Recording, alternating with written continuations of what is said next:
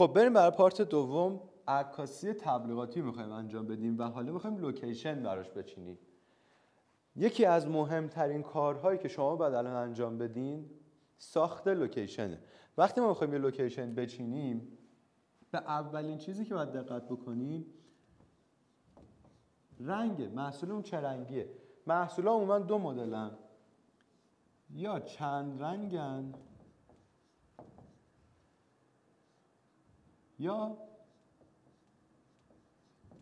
تک رنگ. وقتی محصول من چند رنگ بود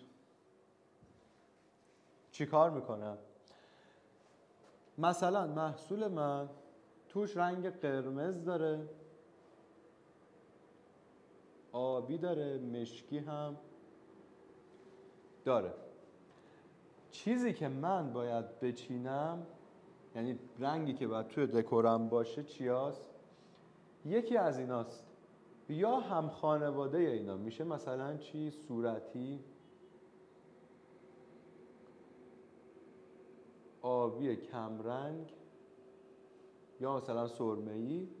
مشکی هم باید بذاریم مثلا توسی. خب پس ما توی رنگی که میخوایم بذاریم، وقتی محصولمون چند رنگ بود، یعنی بیس صفحه‌ای که میخوایم برای بک‌گراندمون بذاریم، یکی از این رنگ ها باید باشه که تو خود محصولمون هست. ببین من الان میخوام از این کیف عکس بندازم. این کیف کلا مشکی، این وسطش یه تیکه توسی داره. من میتونم از توسی استفاده کنم، میتونم از مشکی هم استفاده کنم، ولی بهتر چیه؟ من میام اگر بک‌گراند اینو مشکی بذارم، محصولم با بک‌گراندم زیاد کنتراستی نداره، پس میام توسی میذارم. خب یا میام از این رنگ که کمتر توش هست استفاده میکنم. مهم اینه رنگی که ما داریم توی بک‌گراندمون، توی ساخت لوکیشنمون استفاده میکنیم، توی محصولمون باشه.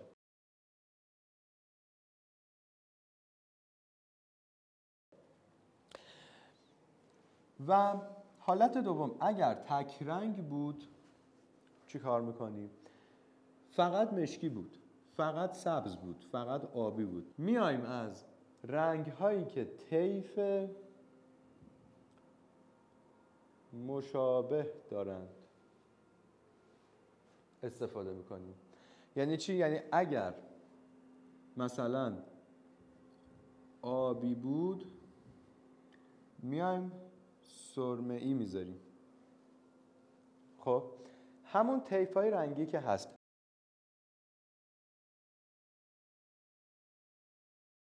حالا یه سریا میان میگن آقا تضادشو بذاریم، یعنی اگر سیاهه ما بذاریم سفید، محصول سیاه، بک‌گراند رو میذاریم سفید.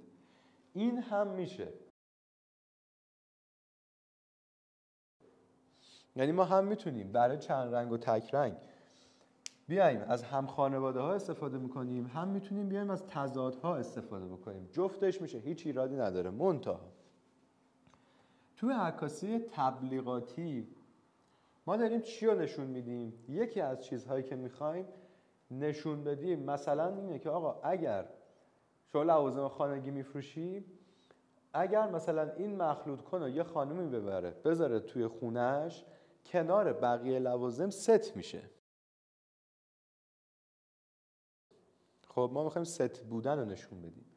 اگر مثلا یه شخصی یه هودی داره میفروشه، بعد بگه آقا این هودیه با بقیه لباسات میتونه اینجوری ستش بکنی. اینجا میایم از این استفاده میکنیم، طیفای رنگی مشابهش استفاده میکنیم. یا میایم از اگر چند رنگه از اینها استفاده میکنیم. ببین ما چجوری یه لباس ست میکنیم. مثلا پیرن رو با کفش ست میکنم، مثلا چه میدونم شلوار رو با یه جای دیگه ست میکنن. رنگ ها توی تیپ دیگه، توی تیپ رنگی باشه. پس سعی بکنید زیاد از این استفاده نکنید. نمیگم بده ها، نمیگم مثلا چیز نیست. این اتفاقا یه خوبی که داره کنتراست محصولتون رو کامل، مثلا چه میدونم محصول اگه سیاه توی بک‌گراند سفید بذاریم قشنگ محصولت نشون داده میشه. مثلا عکاسی صنعتی واسه همینه میگیم بک‌گراند سفید باشه. منتها اگر باز هم شما چه میدونم یه محصولی داری که سفیده، مثل این قندون، مثل این، نمیتونی دوباره بذاری توی بک‌گراند سفید عکس بذاری، اینجوری باید بذاری توی بک‌گراند مشکی عکس بگیری، چون سفیده با بک‌گراند سفید هیچ کنتراستی نداره. پس توی ساخت لوکیشن، توی بحث رنگ ها یه جنبندی بکنیم. وقتی ما یه محصول داریم چند رنگه، قرمز داره توش، آبی داره، مشکی هم داره، میتونیم از رنگ های هم خانواده‌اش استفاده بکنیم. اگر یه محصول داری تک رنگه، میتونی از طیف های مشابهش استفاده بکنی. مثلا گفتیم اگر آبیه میتونی سرمه‌ای استفاده بکنی. این برای رنگیه که ما برای بک‌گراندمون میخوایم استفاده بکنیم. حالا یکی هست، خیلی عکسای متفاوتی رو دیدیم که یک کادری داریم، یک قسمت از این کادر مثلا آبیه، یک قسمتش نارنجیه. اینا به چه شکله؟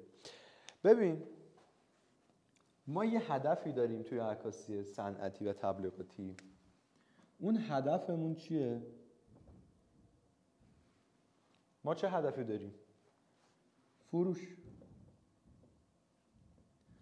چجوری باید بفروشیم؟ وقتی من مخاطب محصول رو میبینم، مخاطب محصول رو ببینه. حالا شما بیا بک‌گراند تو 10 تا رنگ بذار، من چند درصد محصول رو میبینم، چند درصد بک‌گراندت نظرمو جلب میکنه؟ ممکنه بک‌گراند 40% جذب بکنه و محصول 60%. اگر من بیام بک‌گراندهای این تیپی استفاده کنم، طیف‌های مشابه ساده استفاده بکنم، اینجوری بک‌گراند 10%، محصول 90%. شما کدوم انتخاب میکنی؟ ما به زیباییش کاری نداریم اینجاها، ما به چیزی که مخاطب میخواد ببینه کار داریم. مخاطب اینو باید ببینه، 90% محصولمون رو ببینه یا 40% بک‌گراندمون رو؟ پس پیشنهاد من اینه که اگر میخوای یه محصولی رو بذاری و عکس بگیری، اگر عکست صنعتیه که خب تکلیفت معلومه، اصلا بک‌گراند سفید باید بذاری، ساده باشه و هیچ چیزی هم توش نباشه. اگر عکسای تبلیغاتی میخوای بگیری، یه بک‌گراند داشته باش تو این کادرت. بک‌گراند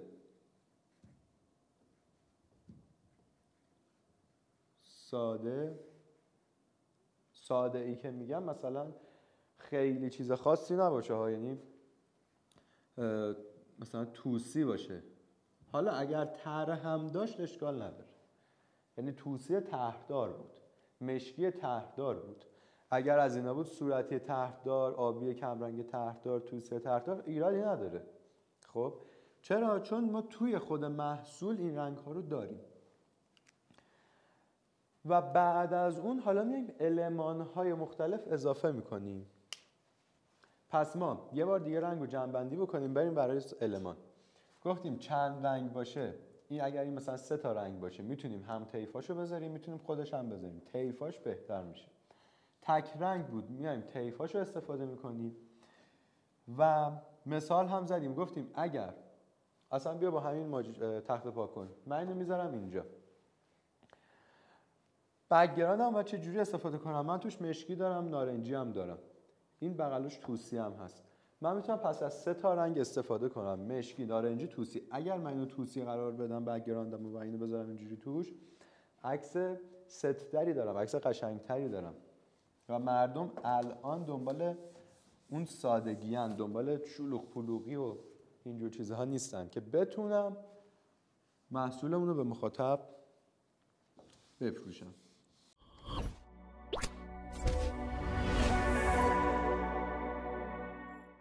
یکی از چیزهای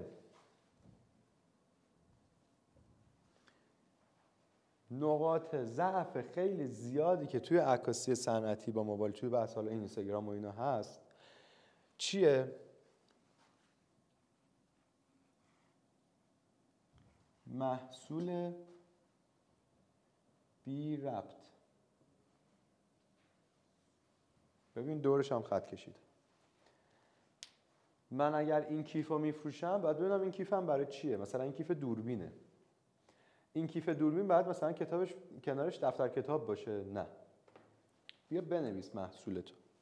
اسم محصول چیه؟ کیف دوربین. خب داریم میگیم کیف دوربین، پس میتونیم دوربین کنارش بذاریم، میتونیم لوازم عکاسی که داخل کیف میگذاریم. مثل چی؟ مثل رم، مثل لنز، مثل باتری.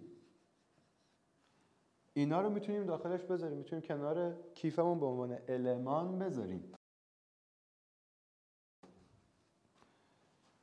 و رنگ هم که توی قسمت قبل گفتیم.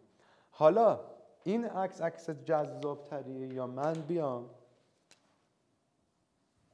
بگم کیف دوربین میخوام بذارم، یه دفتر بذارم، یه دونه خودکار بذارم، یه دونه چه میدونم مثلا یه چراغ مطالعه بذارم. کدومش مرتبطه؟ این مرتبطه یا این؟ ما وقتی یه عکس میگیریم باید عکس معرفی بکنه محصولمون رو. چجوری معرفی میکنیم؟ اگر من یه کیف دوربین دارم، کنارش دوربین بذارم، کنارش لوازم عکاسی بذارم، هر کسی این کیف رو ببینه متوجه میشه این کیف دوربینه. متوجه میشه جای رم داره، جای لنز داره، جای باتری هم داره. ولی اگر من یه کیف دوربین دارم بیام کنارش دفتر و خودکار و چراغ مطالعه بذارم، طرف فکر میکنه خب توی این کیف دفتر جا میشه، خودکار میتونم بذارم، حالا چراغ مطالعه هم برای مطالعه است دیگه. ببین این برای یه کیف اداریه. می‌بینیم المان هایی که ما میخوایم بذاریم به همین شکله. حالا اگر شما شیرینی پزی میکنی،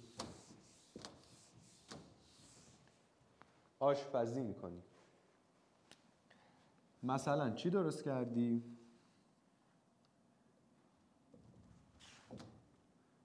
خورشت قرمه سبزی. چه چیزایی باید بذاری توی لوکیشنت؟ این کادری که شما میخوای عکس بگیری. خورشت قرمه سبزی یه غذای سنتی ماه. میایم چی کار میکنیم؟ یه پارچه سنتی میاریم، خب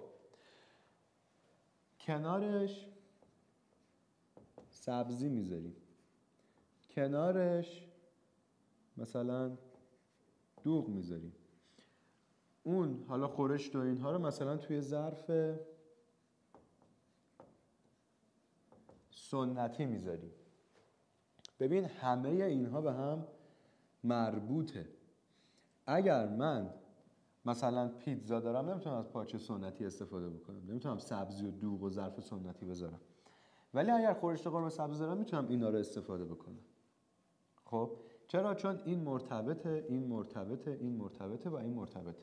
نکته بعدی، ما باید با روح و روان مخاطبمون توی عکاسی تبلیغاتی بازی بکنیم. چه جوری بازی بکنیم؟ من اگر خورشت قرمه سبزی دارم بیام کنارش نوشابه بذارم، خورشتم رو توی ظرف مدرن بذارم، بیام اصلا فضام فضای سنتی نباشه، این بیشتر جذب میکنه یا این؟ ببین چرا ما وقتی میریم توی رستوران سنتی مثلا دیزی میخوریم خیلی بهمون میچسبه؟ یکی از عواملش اینه که مثلا به جایی که میز و صندلی داشته باشه تخت داره. چرا؟ چون مرتبطه به اون. چرا؟ ما اصلا چون از بچگی عادت داریم که مثلا دیزی رو زمین همه دیدیم میخورن، پس این مرتبطه با اون. پارچه سنتی، سبزی، اینا همه چیزا که به این مرتبطه. اگر من پیتزا دارم میتونم مثلا از نوشابه استفاده بکنم. اگر من مثلا یه کیک شکلاتی دارم میسازم، درست میکنم و به مردم میدم، این کیک شکلاتی باید چه جوری باشه؟ کنارش پودر شکلات، آرد، مثلا اگر گردو توش استفاده کردین گردو، اون ترکیبی که باهاش ساختین، اینها رو باید بذارین. اگر شما چه میدونم یه لباس دارین که میخواین بفروشین، این لباسه چه جوریه؟ باید فرض کنید یه لباس مجلسی زنونه سرمه‌ای دارین. خب بحث لباس یه مقدار فرق میکنه. بحث لباس و طلا و جواهر با خوراکی و چیزای دیگه فرق میکنه. ما توی عکاسی تبلیغاتی یه آپشنی که خیلی برامون مهمه اینه که محصولمون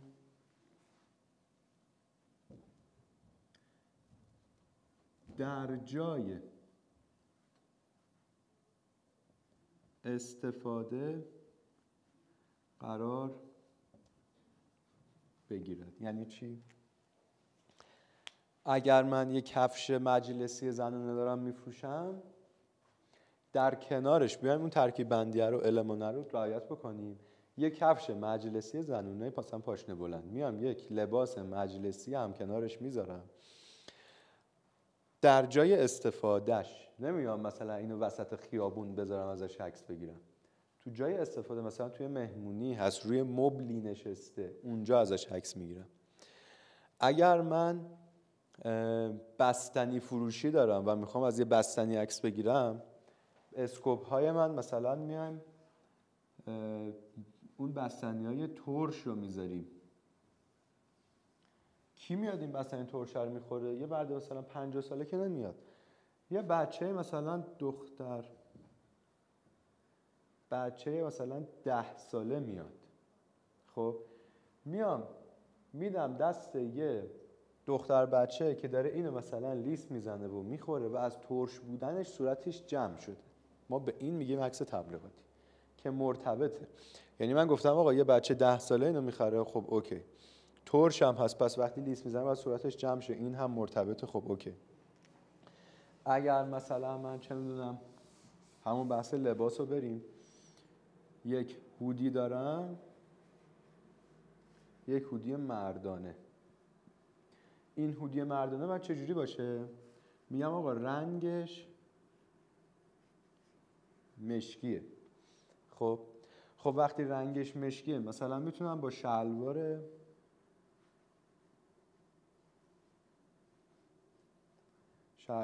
لی و حالا یه کتونی که مرتبطه باهاش و مثلا کنار ماشین بذارم. ما شلوار لی رو همینجوری میپوشیم میریم رانندگی میکنیم، میپوشیم میریم سر کار، میپوشیم خیلی کار دیگه میکنیم. مثلا یه شخصی که داره سوار ماشین میشه، یا میتونم تکرش رو به ماشین بدم. چون چی؟ چون ما شلوار لی توی یه همچین فضایی داریم استفاده میکنیم. یا مثلا ما لوازم خانگی داریم، مثلا یه دونه غذاساز داریم میخوایم بفروشیم، میگیم رنگش چیه؟ سفید. کجا میذاریم؟ روی کابینت یا جایی که ترکیب سفیدیه. یه خانومی که داره مثلا مواد غذایی به این غذاساز اضافه میکنه داریم عکس میگیریم ازش. یا وقتی مثلا این غذاساز دیگه کارش تموم شده داریم ازش عکس میگیریم. ببین من چند وقت پیش دقیقاً یه دونه مخروط کن آوردن واسه عکاسی. من اصرار میکردم آقا یه چیزی توی این مخروط کن بریز که متوجه شن، که اصلا بفهمن آقا این قشنگه، این عکس تبلیغاتی یعنی همین. من نمیتونم از یه مخلوط کن ساده عکس بگیرم بگم آقا عکس تبلیغاتی گرفتم. نه این عکس صنعتیه. ولی وقتی که مثلا به اون مخلوط کن اومدم 4 تا میوه اضافه کردم، 4 مثلا هویج اضافه کردم و بادمجون اضافه کردم، اینو که با هم مخلوط بکنه، این میشه عکس تبلیغاتیم. یعنی داره اون وسیله کاراییشو دارم میگم. وقتی آوردم گذاشتم روی اوپن یه خونه ای ازش عکس گرفتم، یعنی دارم کارایی اون محصولو توی جای مناسبش نشون میدم. این به چه دردی میخوره؟ خانوم ها رو دیدین وقتی میخوان یه خونه بخرن چه جوریان؟ حتی اگر پول اون خونه رو نداشته باشن، فقط رفته باشن برای بازدیدش، میان چه جوری میکنن؟ میگن آقا مثلا من مبلمو اونجا میذارم، آباجورمو اینجا میذارم، تختمون رو اونجا بذاریم، این فرشمون رو اینجا بذاریم. مثلا به شوهرش میگه آره این فرشمون هم واسه یه اینجا بزرگه، مثلا بعد یه دونه کوچیک‌ترشو بگیریم. خب این فرشمون که برای اونجا بزرگ، یه دونه کوچیک‌ترشو بگیریم، همه اینا در کنار اینه که آقا من نمیخوام بخرم مثلا اینجا، ولی تصویرسازی رو داره میکنه. خب ما این تصویرسازی رو توی عکاسی هایی که محصولات آنلاین هست داریم. یعنی اگر من یه هودی رو ببینم تن یه آدم چاق هست، هیچ وقت نمیخرم.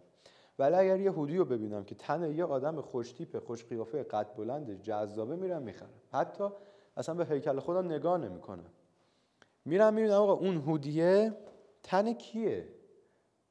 اگر تن یه آدم خوش تیپ بود خب میگیرم، اگر دیدم تن یه آدم چاق بدریخ بود خب نمیگیرم. پس اینا توی عکاسیتون مهمه. کسایی که دارن محصولاتی مثل زیورالات میفروشن، کسایی که دارن محصولاتی مثل لباس میفروشن، کفش میفروشن، شلوار میفروشن، اینها یا تجهیزات خودرو دارن میفروشن، الان زیاد داریم میبینیم توی اینستاگرام، اینها باید بیان مثلا یه کسی که لباس داره میفروشه توی تن ازش عکس بگیره.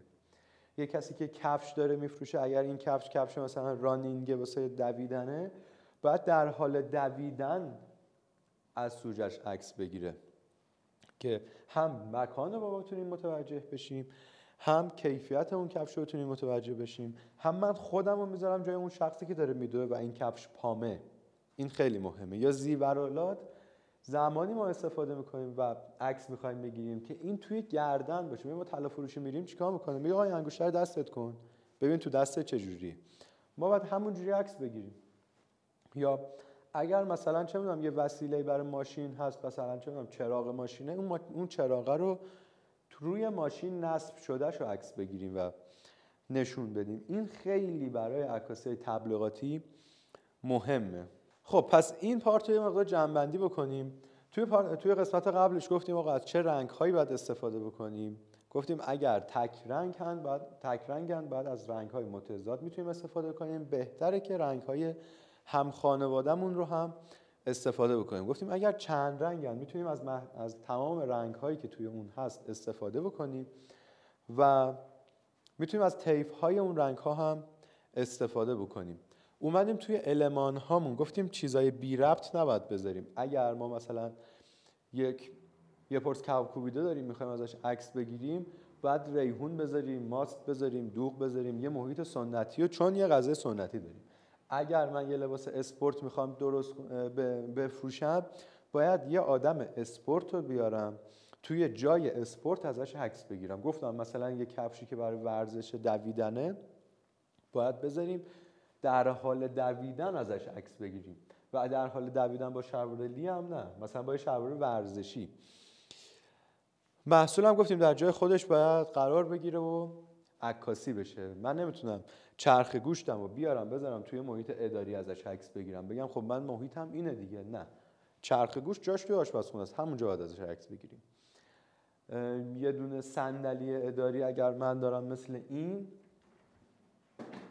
این صندلی اداری، من نمیتونم مثلا کنار اوپن خونم بذارم ازش عکس بگیرم. نه، باید بذارم توی محیطی که فضای اداریه. چرا؟ چون کارش اونجاست، کاربردش اونجاست. خب بریم برای پارت بعدی که کادربندیه. خیلی کادربندی مهمه. کادربندی چیزیه که مخاطب از شما میبینه. بریم برای پارت بعد.